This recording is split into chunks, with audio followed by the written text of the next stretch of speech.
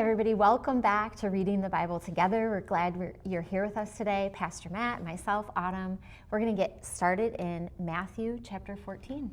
All right, at that time, Herod the Tetrarch heard about the fame of Jesus, and he said to his servants, "This is John the Baptist. He's been raised from the dead. That is why these miraculous powers are at work with him." For Herod had actually seized John and bound him and put him in prison for the sake of Herodias, his brother Philip's wife, because John had been saying to him, "It's not lawful for you to have her." And though he wanted to put him to death, he feared the people because they held him to be a prophet. But when Herod's birthday came, the daughter of Herodias danced before the company and pleased Herod, so that he promised with an oath to give her whatever she might ask. And prompted by her mother, she said, "Give me the head of John the Baptist on a platter." And the king was sorry, but because of his oaths and his guests, he commanded it to be given. He sent and had John beheaded in the prison, and his head was brought on a platter and given to the girl, and she brought it to her mother. And John's disciples came and took the body and buried it, and they went and told Jesus. And now when Jesus heard about John, he withdrew from there in a boat to a scheduled place by himself, a secluded place. And when the people heard this, they followed him on foot from the cities. When he went on shore, he saw a large crowd, and he felt compassion for them and healed their sick. And when it was evening, the disciples came to him and said, "This place is desolate, and the hour is already late. So send the crowds away, and that they may go into the villages and buy food for themselves." But Jesus said to them, They do not need to go away. You give them something to eat." They said to him, We have here only 5 loaves and 2 fish. And he said, "Bring them here to me."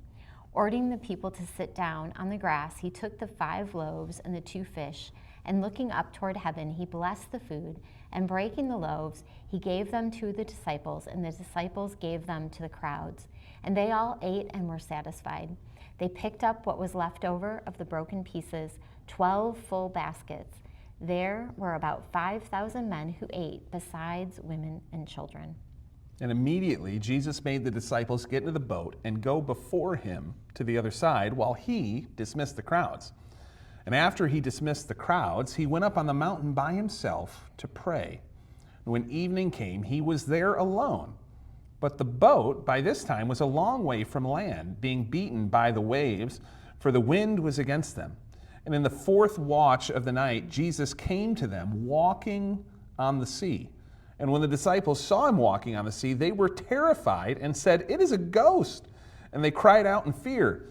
But immediately Jesus spoke to them, saying, "Take heart, it is I. Do not be afraid."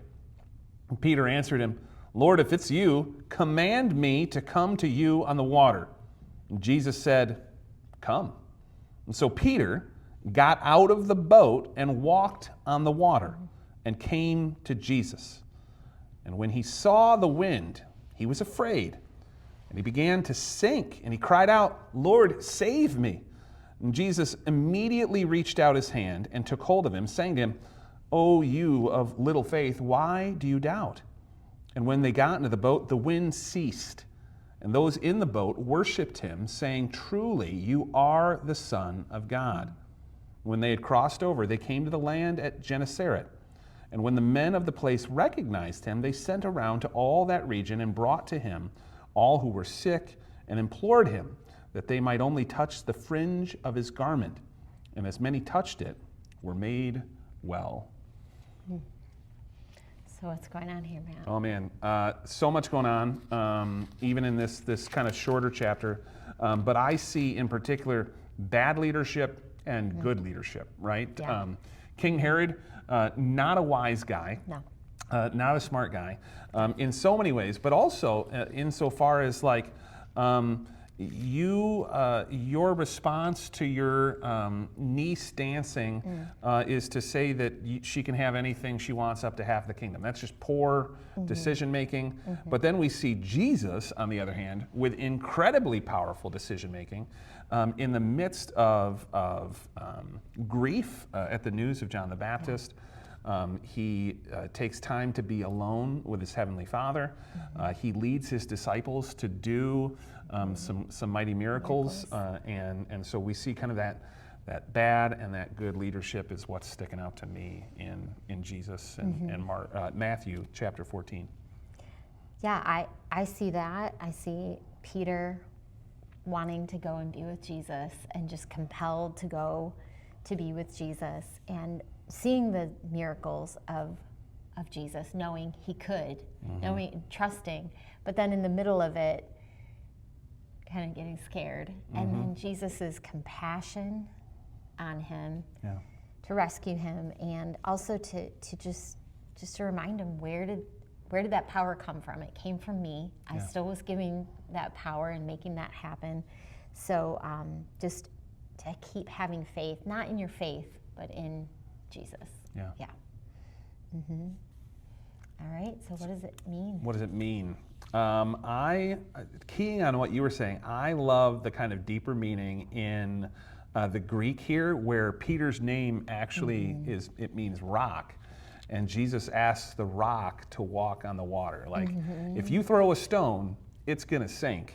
And so Jesus is the one inviting us to do the things that are otherwise impossible.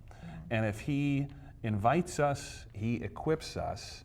And so it's not that I feel kind of unprepared or I feel unworthy, but if Jesus is the one that says do, then it's already done. And I just have to let that happen in my life. I don't have to kind of stand in the way like Peter. And so I think that sticks out to me a lot.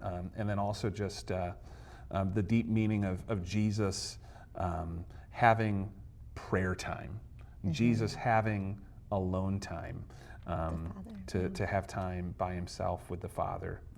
And I see just tremendous powerful meaning in that even the Son of God, who is in perfect relationship with his Heavenly Father, still takes earthly time to pray.